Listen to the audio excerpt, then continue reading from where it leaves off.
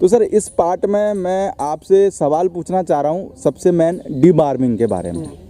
तो वो व्यक्ति, नया व्यक्ति और पुराना व्यक्ति दोनों के काम में आ जाए तो वो किस तरीके से करनी चाहिए? देखो डीवॉर्मिंग में ना बहुत मैं बोल सकता हूँ कि डीवॉर्मिंग घोड़ों की कैसे होनी चाहिए ये तो किसी को मालूम ही नहीं है। अभी तो आजकल पता नहीं सब अपने अपने सिस्टम से कर रहे हैं। देखो मैं एक डीवॉर्मिंग से स्टार्ट करते हैं। हाँ। जैसे हमने पहले पार्ट में भी बोला था कि हमें घोड़ों को गाय और भैंस से अलग सोचना चाहिए, ये अलग जानवर है।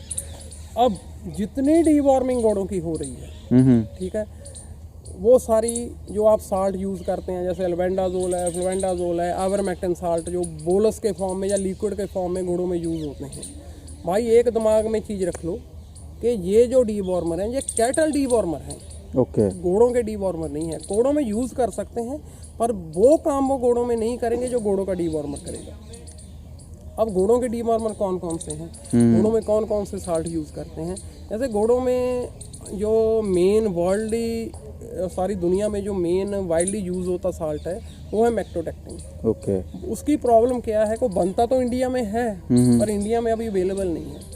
एक दो कंपनियां बनाती हैं, वो सब बाहर भेजती हैं, इंपोर्ट करते हैं, बाहर को एक्सपोर्ट करते हैं, सॉरी। और दूसरी बात आ गई, और साल्ट कौन से हैं जो इंडिया में अवेलेबल हैं? उनमें प्रेजिकॉन्टल है, उसका पेरेंटल है, एक आइवरमेक्टिन है। पर घोड़ों के जो असली डीवॉर्मर होंगे वो पेस्ट फॉर्म में होंगे। पेस्ट में? हाँ, वो ना तो लिक्विड होगा ना बोल या गोली भी नहीं होगी। गोली में होगा। अब पेस्ट में क्यों होते हैं इसके बारे में बताता हूँ। क्योंकि जितने भी पेस्ट फॉर्म में आते हैं वो एक सिरिंज में आते हैं, उसके ऊपर डोज बनी होती है। ओके। तो डोज में जैसे मान लो किसी में 5 डोज है, किसी में 6 डोज है। एक डोज 100 kg को रिप्रेजेंट करती है, ठीक है। जिसमें मान लो 6 डोज हैं तो उसका मीनिंग क्या है, अभी 6 क्वांटल तक 600 kg तक हम दे सकते हैं। ओके। तो सबसे पहले हमने क्या करना है, कला डीवॉर्मर नहीं, अगर हम और भी कोई दवाई घोड़े को देते हैं तो वेट के अकॉर्डिंग देनी है। वेट कितना है? हाँ, वेट कितना है। तो सर वेट का आइडिया कैसे लगाएगा? वेट का उसकी फॉर्मुलेशन होती है। ओके। वो मैं आपको बता देता हूँ कि घोड़े का हमने वेट कैसे कैलकुलेट करना है। तो घोड़े का वेट कैलकुलेट करने का, कई तो मुझे बोलते हैं अभी हम कंडे पे ले जाएंगे, धर्म कांटे पे तुलवा लाएंगे। उसका फॉर्मूला क्या है कि देखो सीधा फॉर्मूला होता है इसका, लेंथ इंटू ग्रेथ। ओके। ठीक है, डिवाइडेड बाय 300। अब लेंथ क्या होगी, उसकी जो छाती है उससे लेकर उसके पीछे तक, छाती से और पुट्ठे तक ऐसे मेजर करना है, उसकी पूंछ यानी पूंछ तक। हाँ। ओके। ये तो लेंथ होगी। अब ग्रेथ क्या है इसकी, जैसे हम अपनी छाती नहीं मेजर करते, ऐसे नापते हैं। हाँ। तो आपने जो उसकी आगे वाली टांगे है ना, उसके नीचे से हमने इंची टेप डालना है, मेजरिंग टेप डालनी है, ऊपर से घुमाता है। ओके। वो आप इंचों में कैलकुलेट करो, और जो उसकी लेंथ है वो भी इंचों में कैलकुलेट करो, और उसकी ग्रेथ है वो भी आप इंचों में कैलकुलेट करो। ओके। अब आपके पास दोनों चीजें आ गई। तो फॉर्मूला है लेंथ इंटू ग्रेथ। जितना भी नंबर आ गया उसे आपने 300 पे डिवाइड कर देना है, 300 से तकसीम कर देना है। ओके। जो भी आगे नंबर निकलेगा वो मान लो वेट आ गया पाउंड्स में, यानी 300 से करना है कि 3 से करना है? 300 से करना है। जो नंबर लेंथ इंटू ग्रेथ आएगा उसको 300 से इंटू कर। ओके। उसके बाद वो जो नंबर आ गया वो पाउंड्स में वजन आ गया, पाउंड में। हाँ। अब 2.5 ठीक है पाउंड्स का 1 kg होता है। ओके। तो हम क्या करेंगे, जो नंबर आया उसे 2.5 से डिवाइड कर देंगे, तकसीम कर देंगे, तो हमें एग्जैक्ट वेट आ जाएगा, वेट पता चल जाएगा। आ गया, मान लो 400 kg आ गया। हाँ, हो सकता है थोड़ा बहुत समथिंग ऊपर नीचे हो जाए। वो क्या करना है, जैसे उस पे डोजें तो बनी हुई है ना 100 kg का, तो आपने क्या करना है, अगर तो वो 50 किलो तक या 50 से नीचे है तो आपने आधी डोज ले लेनी है। अगर 50 से ऊपर है तो आपने फुल डोज दे देनी है। ये चीज़ डीवॉर्मिंग की है। और डीवॉर्मिंग में मैंने बाहर तो नहीं देखा पर मैं पंजाब में बहुत देखता हूँ कि ये नाक में ट्यूब डाल करना। हाँ, नाक में ट्यूब डाल के बहुत सारे लोग करते हैं। और उस देखो ये जो सिस्टम था डीवॉर्मिंग का, ये 1960 से पहले खत्म हुआ है। नाक में डालने वाला? हाँ, 1960 से पहले खत्म हो गया था। हम 60 इयर्स हो गए, 60 साल हो गए, हम अब भी उसी पे करते हैं। और उसमें प्रॉब्लम क्या है, पहले देखो हमारे नाक में कोई चीज़ है, कितनी प्रॉब्लम आती है। बहुत प्रॉब्लम आती है। तो आएगी आप ये देखो, अभी हल्की सी बात ये देख लो, कोरोना का जो टेस्ट होता है वो उसमें करते हैं, ठीक है, नाक में डाल के। तो कितनी प्रॉब्लम आती है? तो लगाओ जब घोड़े के पूरी पाइप डाल दोगे तो कितनी प्रॉब्लम और आएगी? मुझे तो बहुत लोगों ने बोला है कि जो वो नाक में पाइप डालकर जो डीवॉर्मिंग करते हैं उसके पैसे बहुत लेते हैं। अच्छा। यार हमारे पास बड़े सिंपल सिस्टम डीवॉर्मिंग के पड़े हैं, तो हम नाक में डालकर क्यों करते हैं? तो जो पेस्ट फॉर्म में क्या होता है कि ये जो पेस्ट हम देते हैं ना घोड़े को, उसकी जो टंग है, जीभ, उस पे देना है अपनी जुबान पे। अच्छा, जुबान बड़ा पे। सिंपल है। वो पेस्ट फॉर्म में फ्लेवर्ड होते हैं, वनीला फ्लेवर्ड होगी या मैंगो फ्लेवर्ड होगी। आप सीधा उसकी जुबान पे डालोगे प्रेस कर कर, तो वो अंदर ले जाए, खा जाएगा। अब हमने जो डीवॉर्मिंग कैसे करनी है, देखो डीवॉर्मिंग का फंडामेंटल क्या होता है कि डीवॉर्मिंग आपने खाली पेट करनी है, खाली पेट सुबह। ओके। जब हमने डीवॉर्मिंग कर दी तो आपने 40 या 45 मिनट उसे कुछ खाने को नहीं देना, यानी मान के चलो 1 घंटा कुछ नहीं देना है ना? कुछ नहीं देना। हाँ। उसके बाद दो, और उसके बाद हमने क्या करना है कि तो सेकंड डोज है जो उसकी, वो 7वें दिन देनी है। यानी कि उस दिन के बाद के 7वें दिन? पहले दिन दे दी, उसके 7वें दिन वैसे ही खाली पेट आप दो, 7वें दिन दो उसे, वो सेम डोज देनी है जो फिर हमने 1 घंटा कुछ खाने को नहीं देना उसे उसको? भी नहीं देना। उस 7वें दिन से हमने 1 महीना गिनना है। 7वें दिन से 1 महीना? उसके बाद हम दूसरी डीवॉर्मिंग करेंगे। घोड़ों में क्या होता है, किसी से पूछे आप डीवॉर्मिंग कैसे करते हैं, कोई बोलता है जी हम तो 3 महीने बाद करते हैं, कोई बोलता है हम 2 महीने बाद बोलता है। ये कैटल की डीवॉर्मिंग ऐसे होती है, घोड़ों की नहीं होती। घोड़ों की डीवॉर्मिंग हमने हर महीने करनी है। जैसे मान लो हमारे इंडिया में 4 तरह के साल्ट अवेलेबल हैं पेस्ट फॉर्म में। आप क्या करो भी, इस महीने आपने 1 से कर ली, जैसे मान लो आज कर ली, फिर 7वें दिन रिपीट की। अब क्वेश्चन अभी 7वें दिन रिपीट क्यों करते हैं? जैसे हमने पहले दिन डीवॉर्मिंग दी, जो उसके पेट में कीड़े थे वो तो निकल गए। हम जो 7वें दिन देते हैं उसका मतलब क्या होता है कि जो उसने अंडे दिए हुए थे वो बॉम्ब्स बन जाते हैं, वो भी उससे निकल जाते हैं, वो भी साफ हो जाए, निकल जाएंगे। अब नेक्स्ट मंथ 1 महीने बाद हम दूसरे से करेंगे डीवॉर्मिंग, दूसरे साल्ट से। ऐसे ही वो बूस्टर डोज देकर 7वें दिन, फिर तीसरे महीने तीसरे से करेंगे, चौथे महीने चौथे से करेंगे। हमने 4 महीने डीवॉर्मिंग कर दी, फिर हमारे को 1 साल डीवॉर्मिंग की जरूरत नहीं है।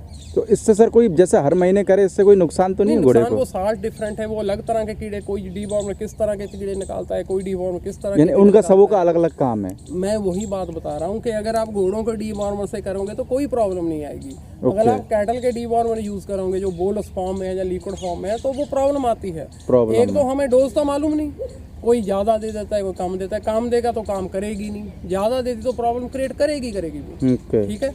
उसके बाद जब साल बाद हमने दोबारा डीवॉर्मिंग स्टार्ट करनी है 4 महीने के लिए, तो सबसे बढ़िया क्या करना है, आपने उसकी लीद ले लेनी है। ओके। लीद को लैब में टेस्ट कराओ भी इसका फीकल काउंट क्या आ रहा है, इसमें कितने कीड़े हैं। अगर वो 5 या 7% ही तक आते हैं तो उसे डीवॉर्मिंग की जरूरत नहीं। ओके। अगर उससे ज़्यादा है तो फिर हमने साल बाद रिपीट करनी। तो ये सर टेस्ट होता कहाँ पे? टेस्ट जो जैसे यूनिवर्सिटियाँ, वेटनरी या वेटनरी लैब्स हैं, अब तो बहुत अवेलेबल है। जैसे हमारे पंजाब में क्या है कि बहुत जो एनिमल हस्बेंड्री डिपार्टमेंट है उसमें पॉली क्लिनिक बनाते हैं डिस्ट्रिक्ट हेडक्वार्टर पे। ओके। वहाँ पे भी टेस्ट हो जाता है। जैसे अब लाल पैथ है, जो लैब्स हैं बहुत शहरों में हैं, उनके पास भी इनका टेस्ट होने लग गया। बस सबसे बढ़िया मैं रिकमेंड करूंगा कि जो लुधियाना में गढ़वासू है, गुरु अंगद देव वेटनरी यूनिवर्सिटी है, आप उनसे टेस्ट कराओ। ठीक है, they are expert in this field, उनसे कराओ। उसके बाद उसका फीकल काउंट देखो, फिर उससे हमें मालूम होगा कि हमने आगे डीवॉर्मिंग साल बाद करनी है कि नहीं करनी। ओके। ठीक है। अगर वो काउंट प्रॉपर आया, जिसे पता चलता है कि इसे डीवॉर्मिंग की ज़रूरत नहीं है, तो उसे 6 महीने और एक्सटेंड कर दो। ठीक है। अब घोड़ों के कीड़े बनते क्यों हैं, ये भी बिग पार्ट है। ये भी बड़ा अगर ये पता लग जाए तो मेरे को लगता है डीवॉर्मिंग की जरूरत ना पड़े। देखो जी, सीधी बात है, इसमें 3 चीज़ें मेरे अकॉर्डिंग हैं जिससे डीवॉर्मिंग है। क्योंकि अगर हम गूगल पे जाके पढ़ेंगे तो वो थॉरो का बोलते हैं, बाहर की कंडीशन है। हम इंडियन कंडीशन के अकॉर्डिंग देखते हैं। एक तो अगर कीड़ों से घोड़ों को बचाना है तो सबसे पहले घोड़े को गाय और भैंस का दूध पिलाना बंद करो। गाय भैंस का? हाँ। तो ये तो सबसे ज्यादा पिला रहे लोग पिलाते हैं ना, गलत बात है। गाय और भैंस का दूध घोड़ा कभी डाइजेस्ट नहीं करता। तो लोग तो बोलते कि उसका माँ मर जाए तो भाई उसको गाय का दूध पिलाओ। प्रॉब्लम यही है, अगर आप तो मान लो माँ मर गई उसकी या कोई और प्रॉब्लम, घोड़ी का दूध नहीं उतर रहा, तो आपने क्या करना है, आप बाजार से सूखा दूध लो। ठीक है, सूखा दूध लो, उसमें जहाँ तो अगर तो वो दूध पीती अवस्था में है तो उसे थोड़े नरम गर्म पानी में डालकर दे दो। ठीक है। अगर वो सूखा दूध आप किसी कंपनी का भी ले सकते हो, नेस्ले का ले लो, अमूल का ले लो, जो और जितनी दूध वाली कंपनी है सबका ही बढ़िया होता है। और अगर वो बच्चा है छोटी, जैसे आपने माँ मर गई वो बाल बोल रहे हो, तो उसमें आपने क्या करना है, 2 तरह के दूध मिलते हैं बाजार में सूखे। एक तो फुल क्रीम मिलता है, एक स्किम मिल्क मिलता है। अगर आपने छोटे बच्चे को देना है तो फुल क्रीम मिल्क लो आप। फुल क्रीम, हाँ ओके। उसका जितना मान को उसके ऊपर लिखा होता है अभी कितने पानी में इसको मिलाना है, वो मिलाकर उसे दे दो। वो कॉन्सेंट्रेट में फॉर्म में होगा। एक वो प्योर होता है, उसमें कोई भी इम्प्योरिटी या टॉक्सिसिटी नहीं होगी। ओके। अगर आपने बड़े घोड़े को दूध देना है, जैसे कई घोड़े को तगड़ा करने के लिए भी दूध देते हैं, तो आप स्किम मिल्क ले लो बाजार से, वो उसे दो। कभी गाय और भैंस का सीधा दूध ना पिलाओ, डायरेक्ट ना पिलाओ। डायरेक्ट ना पिलाओ। देखो हमारे में एक तो प्रॉब्लम क्या है, नॉर्थ इंडिया में जहाँ जहीं भी दूध हम पीते हैं इंडिया में, हम दूध को उबाल कर पीते हैं। उबाल के, हाँ। वो मान लो भी 100 डिग्री पर जाके उबलता है। जब वो 100 डिग्री पर जाके बॉयल होगा तो उसकी जो न्यूट्रिशन है नेचुरली खत्म हो जाएगी। दूध पीने का क्या तरीका है कि दूध को पेस्चराइजेशन, जो दूध पेस्चराइज मिल्क है वो पियो। पेस्चराइजेशन में क्या होता है कि पहले हम दूध को 70 डिग्री पे गर्म करते हैं, फिर 40 डिग्री पे ठंडा करते हैं, वो पेस्चराइज मिल्क हो गया, वो पीने लायक होता है। ओके। पीने लायक तो हमारा भी है जो बॉयल्ड मिल्क है, पर उसमें न्यूट्रिशन कुछ नहीं है, कुछ नहीं है। ठीक है। इसलिए दूध को पेस्चराइज करके पियो, ना कि बॉयल करके। और दूसरी बात, जब हम गाय और भैंस से दूध निकालते हैं, उसके जो थन है ना, जब दूध उससे बाहर आ गया उसी टाइम उसमें बैक्टीरिया बनने लग गए। अच्छा अच्छा, ठीक है। उसी टाइम से बैक्टीरिया ग्रोथ बहुत जल्दी होती है। जब हम मान लो भी हमने 10 मिनट में या आधे घंटे बाद घोड़े को पिलाया तो उसमें तो बहुत बैक्टीरिया बन गए। वो बैक्टीरिया इसके पेट पे जेंटल नहीं होते, इसके पेट को खराब करेंगे, चाहे वो कीड़े बन के कर दें, कैसे भी करे पर खराब करेंगे। ओके, ठीक है। इसलिए घोड़े को, और दूसरा मतलब क्या है, घोड़ों के कीड़े क्यों बनते हैं, जैसा मैं पंजाब में भी देखा हूँ, हरियाणा में भी देखा हूँ, राजस्थान में भी देखता हूँ, जितने घोड़ों के फार्म हैं, स्टेबल्स हैं, तो वो क्या करते हैं, लीद नहीं उठाते, लीद साफ नहीं करते। लीद साफ नहीं करते। वो क्या करते हैं, जहाँ पे घोड़ा बांधा हुआ है वहीं पे लीद को सूखने देते हैं कि नीचे एक लेयर ऐसी बन जाए जो नरम लेयर हो, गद्दा सा बन जाए, जो लीद का गद्दा बना देते हैं। लीद में गद्दा बनाते हैं, वो सबसे मान लो भी खराब चीज है। उससे घोड़ा उस कंडीशन में रहेगा तो लीद में ही कीड़े आते हैं। वो तो गंदगी बनी रही है ना, सूम में तो फिर घुसेंगे ही वो। वो उसका दूसरा कारण है, उनके पैर खराब भी करता है और इसके पेट में कीड़े भी होते हैं। ओके। और तीसरी चीज है भी, घोड़े को हम चारा कौन सा डालते हैं। अगर तो आप काट कर चारा सूखा करके देते हो तो वो तो अलग बात है। अगर आप घोड़े को सीधा चरने को भेज देते हो, वो अपनी मर्जी से खाता है, तो आपको उसकी सॉइल कंडीशन मालूम होनी चाहिए जिस घास पे वो चर रहा है। उसका पता होना चाहिए कि क्या है क्या नहीं है। उसकी सॉइल टेस्ट कराओ, उसमें देखो भी इसमें कोई टॉक्सिसिटी है या कोई और इम्प्योरिटी आती है। ये भी तीसरा बड़ा कारण है घोड़ों के कीड़े के लिए। ठीक है। और एक बात आ गई कि घोड़ा मिट्टी खाता है। ठीक है। मिट्टी खाना का ये मतलब नहीं है कि घोड़े के पेट में कीड़े ही हों तो मिट्टी खाता है। अच्छा। घोड़ा तब मिट्टी खाएगा जब वो अकेलापन महसूस करेगा। अगर किसी के घर में एक घोड़ा है तो वो मिट्टी पे मुंह मारेगा, क्योंकि वो उदास रहता है, अकेला रहता है। और दूसरा मिट्टी खाने का कारण है कि आपके घोड़ा डेफिशिएंट है मिनरल्स में, विटामिन्स में, तो घोड़ा मिट्टी खाने को प्रेफर करेगा। मिट्टी खाना घोड़ों में अच्छी बात है, ना कि बुरी बात। बुरी बात नहीं है, बुरी बात नहीं है, पर मिट्टी ऐसे ना हो कि वो 3-3-4 वो परात भर के खिला रहा है, फिर वो बात नहीं है। अगर घोड़ा डेफिशिएंट होगा तो वो मिट्टी खाएगा। ओके। तो सर एक सवाल और है मेरा, जैसे कि बहुत सारे लोग बोलते हैं कि भाई नए लोग जब घोड़ा ले तो ये सावधानी रखें, सूम देख लें, ये देख लें, पर ये नहीं बताते देखना क्या है। अब सूम देख लें, चलो मैंने देख लिया सूम, अब उसमें देखना क्या है मेरे को। तो आपको क्या लगता है कि आपके हिसाब से नया बंदा क्या सावधानी रखे घोड़ा लेते हुए? घोड़े में क्या है, सबसे बड़ी बात तो जो हम डेली में देखते हैं, अभी हम क्या प्रेफर करते हैं कि इसकी माँ कौन सी लाइन से है, इसका बाप कौन सी लाइन से है। ठीक है। हम बाप का कलर और माँ का कलर लेकर हम जब घोड़ी की मीटिंग भी कराते हैं ना, तो हम क्या सोचते हैं कि उस घोड़े से मीटिंग कराओ ये कलर आ जाएगा। एक चीज वो दिमाग में बिठाने वाली है कि घोड़े का जो बच्चा है कभी भी माँ या बाप पे नहीं जाता। 99%। अब घोड़ों की जो स्टडी है उसमें क्या सामने आया है कि घोड़े हैं जो वो 6th या 7th इवन के 8th जनरेशन से भी जीन्स ले लेते हैं। ओके। ठीक है। अब हमें जिनको तो मालूम है, जिनको तो मालूम ही नहीं है भी उसकी 8th जनरेशन या 6th जनरेशन कौन थी, तो अब हाइट है जो वो 6th या 7th जनरेशन में भी चली जाती है, ज़्यादा जाती है। ठीक है। इसलिए माँ या बाप को दोष नहीं देना। इसलिए, और दूसरी चीज़ जो आप बोल रहे हो भी हम घोड़ा खरीदते टाइम किन बातों का ध्यान रखें। एक तो जी हमने सबसे बड़ी बात जो देखनी है भी घोड़ा इनब्रीडिंग तो नहीं हुई है उनमें। ओके भी माँ का भी एक ब्लड लाइन है, बाप का एक ब्लड लाइन है, ओके उससे प्रॉब्लम्स बहुत आती हैं, जेनेटिकली प्रॉब्लम्स आएंगी। होता क्या है कि इस कंडीशन में देखा गया है कि जब हम इनब्रीडिंग कराते हैं तो जो माँ की डीमेरिट्स थी और बाप की डीमेरिट्स थी वो एक हो जाती हैं, ठीक है, मेरिट्स बहुत कम आते हैं, और सेम ब्लड हो गया और भी बहुत प्रॉब्लम्स हैं। और दूसरी बात जो हम घोड़ा खरीदने में देखनी चाहिए कि वो जो उसकी टांगे हैं उनमें मजबूती कितनी है, टांगों में। हाँ, क्योंकि उसी पे घोड़े का सब बेस खड़ा है, ठीक है। अब हमें हाइट वाले घोड़े या तकड़े घोड़े तो चाहिए, पर अगर उसकी जो नींव है वही मजबूत होगी तो उस पर खड़ेंगे ना। और ये सेकंड थिंग है। और थर्ड थिंग है कि घोड़ा जो हम अगर तो बच्चा लेते हैं वो किस एनवायरनमेंट से आया है, ठीक है। उस एनवायरनमेंट में भी इसकी देखो कुछ चीज़ें ऐसी होती हैं जो ख़ानदानी आती हैं, कुछ उसके हैबिट्स बन जाते हैं, ओके कुछ जिस एनवायरनमेंट में वो रहेगा। और इस चीज़ पे ज़्यादा ध्यान नहीं देना चाहिए जैसे मैं बोलता हूँ। पर हमने क्या देखना है, जैसे आपने पहले बताया कि घोड़ा जब ग्रोथ करता है तो 85% वो पहले साल में ग्रोथ करता है, पहले साल में तो करता है। आपकी स्ट्रेस अगर आपने पहले साल उसकी जितनी सेवा कर ली वो अपने आगे आएगी।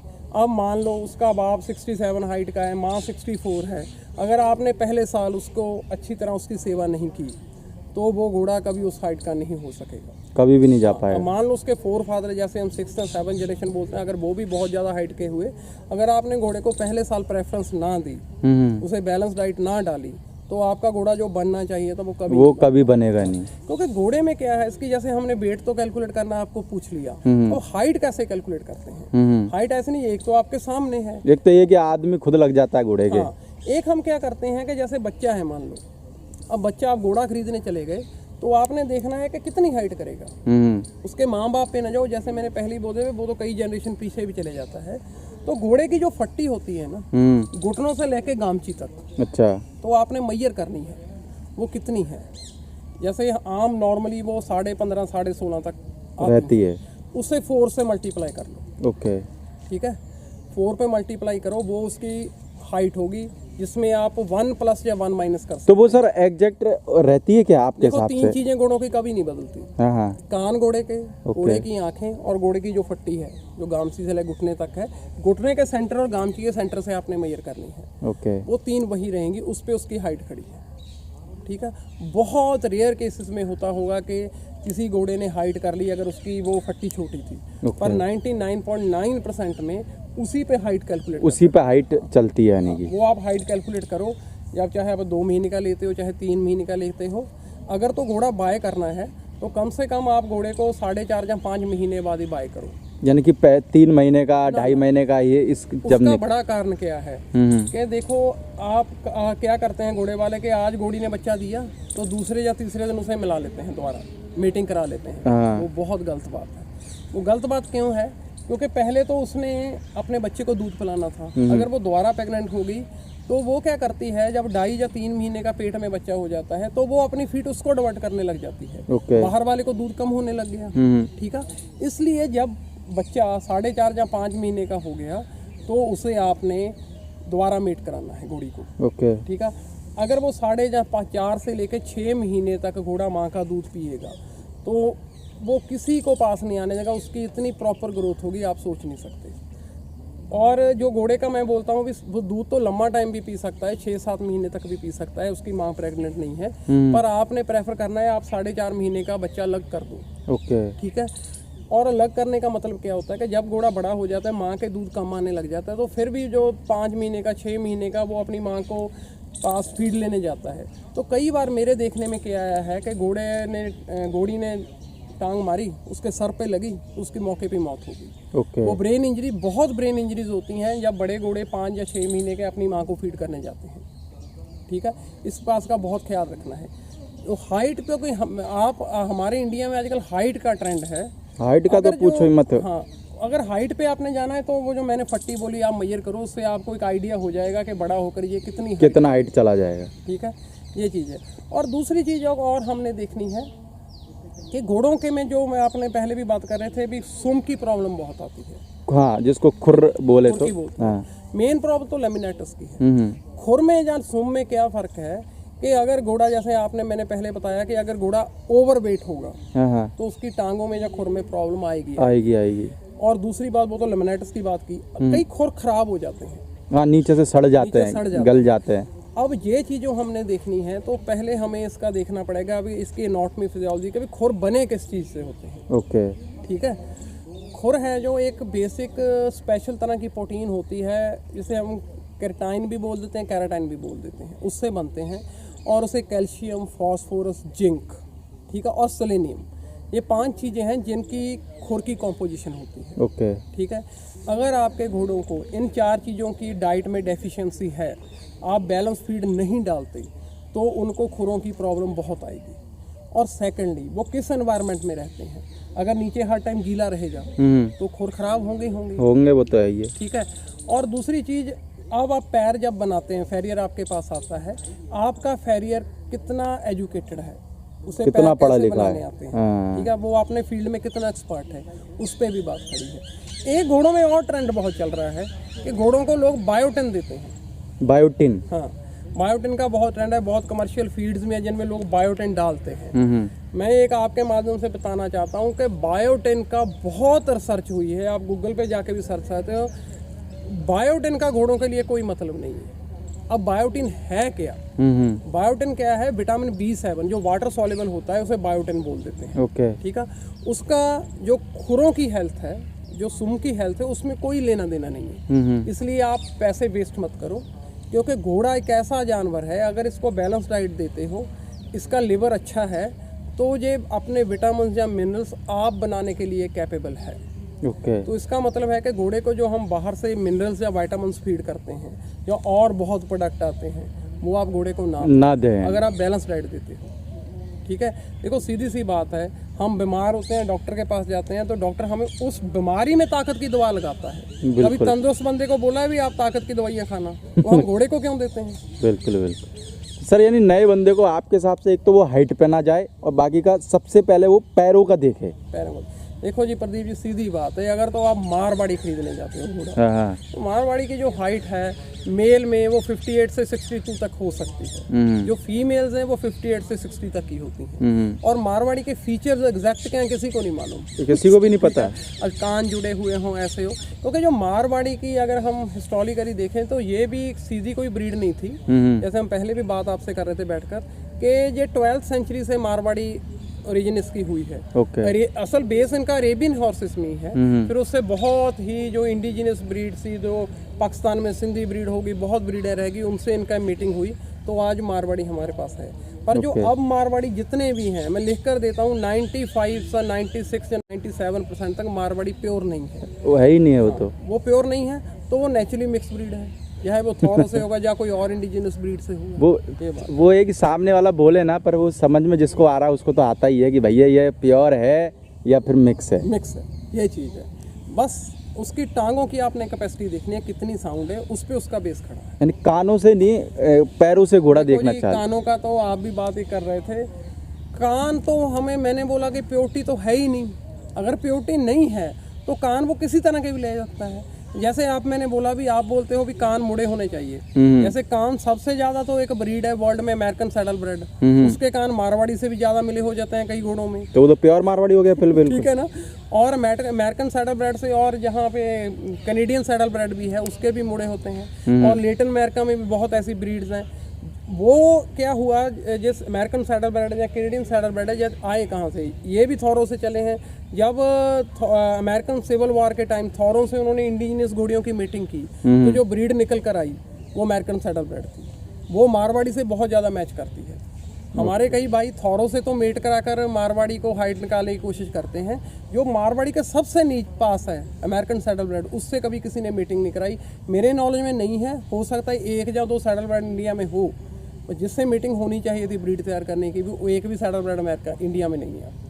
Okay sir, thank you sir, नए लोगों को इतनी जानकारी देने के लिए आपका शुक्रिया। Thank you ji.